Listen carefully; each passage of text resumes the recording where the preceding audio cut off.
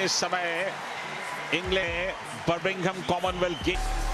निखत जरीन भारत की एक बहुत बड़ी उम्मीद है। Presenting India, Zareen Nika. मेजबान इंग्लैंड से हैं। बॉक्सिंग के जो मूलभूत नियम हैं उनके बारे में रेफरी ने बता दिया कि हेड्स ऊपर करके खेलिएगा, नीचे ब्लो मत कीजिएगा। मुकाबले की शुरुआत वर्तमान और इस समय लेफ्ट और राइट यानी कि बेहतरीन तरीके से हुक्स का इस्तेमाल किया। थोड़ा सा आक्रामक लग रही है निखत शुरुआती मोमेंट में, और ऐसा लग रहा है कि लगातार स्टबली आ रही हैं और यहां पर क्लिंच की पोजीशन से छूटते छूटते निखत का एक राइट हुक सीधे जाकर के लगा उन्हें, और इस समय प्रहारों का सिलसिला शुरू कर दिया है। इस कोशिश में कम से कम 2 हुक बिल्कुल ठीक जाकर के लगे हैं। यहां लेफ्ट से मारा और राइट से हल्के से नॉकिंग की, क्लिंच की पोजीशन आ गई, होल्ड की पोजीशन आ गई, अपने आप अलग हो गई। रेफरी को इंटरफेयर नहीं करना पड़ा।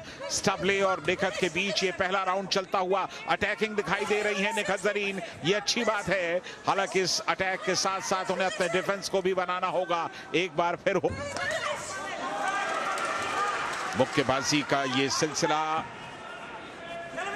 निखत जरीन लेफ्ट और राइट लगातार आप कॉम्बिनेशन पंचेस ये इस बार देखने को मिले हैं, और कम से कम 2-3 पंचेस एक साथ लगे हैं। वहां पर किसी भी तरह से होल्ड करने की कोशिश ना करें। निखत जरीन लेफ्ट और राइट बहुत बढ़िया, अच्छे हुक्स, अच्छे पंचेस, लेकिन कितने कनेक्ट होते हैं वो जजेस की नजर से बेहतर कोई नहीं जानता। और ये स्टबली पिछड़ रही हैं ऐसा दिखाई देता है हमारी नजर में। इस खेल को हमने अब तक जितना देखा है करके स्वीकार किया वहां स्टबली ने, और अब तैयार है फिर इस मुकाबले के लिए। 20 सेकंड का वक्त बाकी, और यहां पर पीछे से आप हमला 10 सेकंड बिल्कुल रोप के नजदीक चलता हुआ यह मुकाबला। दोनों ही बॉक्सर्स बीच में कोई फासला क्रिएट नहीं कर पा रहे हैं। जाती है स्टबली, जैसा कि देखने में लग रहा था 9 पॉइंट्स मिले हैं। हालांकि अगर 9 पॉइंट्स सबने दिए तो इसका मतलब ये मुकाबला एक तरफा कतई नहीं है। तो स्टबली के अभी भी वापसी की गुंजाइश है। निखत को इस बात का ख्याल रखना होगा, और अब निखत कहीं ज्यादा अग्रेसिव दिखाई दे रही हैं। ये सिचुएशन थोड़ी सी परेशान करने वाली, और मुझे लगता है कि ये जो मुक्केबाजी चल रही है इस समय, थोड़ा सा रणनीति को और बेहतर करने की जरूरत है। ये कॉम्बिनेशन ऑफ पंचेस लगाए हैं, बेहतरीन तरीके से लेफ्ट और राइट का इस्तेमाल किया है, लेकिन एक बार फिर और ये 2 पंचेस एक साथ जाकर के चिपके हैं सही जगह पर।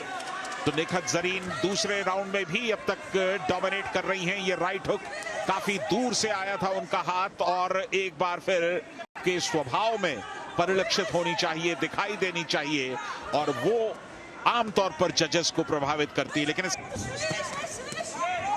माइनस मार्किंग जजेस ना करें स्टबली के खिलाफ, क्योंकि पिछली बार तो सबने 9-9 पॉइंट्स उन्हें दिए हैं।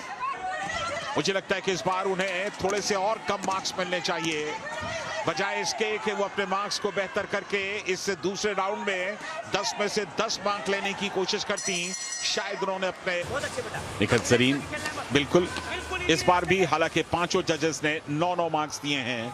सवाना अल्फिया स्टबली। तो निखत जरीन फाइनल में खेलेंगी। भारत के लिए एक और बड़ा पदक तकरीबन सुनिश्चित हो गया है, और मेडल्स टैली में भारत लगातार अपनी स्थिति को मजबूत करता हुआ।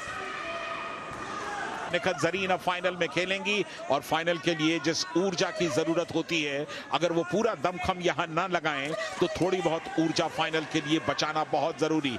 और इस राउंड में बस अपने घूसों का, मुक्कों का बेहतरीन इस्तेमाल करेंगी, और एक बार फिर नजदीक आते हुए। लेकिन अब समय समाप्त हो चुका है, इसके साथ ही तीसरा राउंड भी समाप्त हो गया।